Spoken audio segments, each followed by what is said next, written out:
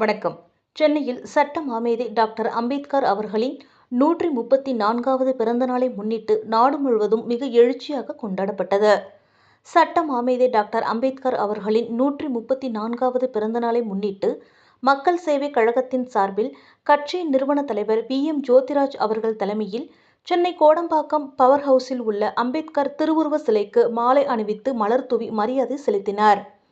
அதனைத் தொடர்ந்து பேசிய தலைவர் ஜோதிராஜ் அவர்கள் தெரிவித்திருப்பதாவது: உலகம் பாராட்டக்கூடிய தலைவர் சட்ட மாமேதை டாக்டர் அம்பேத்கர் அவர்கள் உலகத்திற்கு எடுத்துக்காட்டாக சட்ட முன்வடிவை அமைத்து அனைவரும் பாராட்டக்கூடிய வகையில் சிறந்த சட்ட திட்டங்களை கொண்டு வந்த பெருமை டாக்டர் அம்பேத்கர் அவர்களை சாரும் என்று புகழாரம் சூட்டினார்.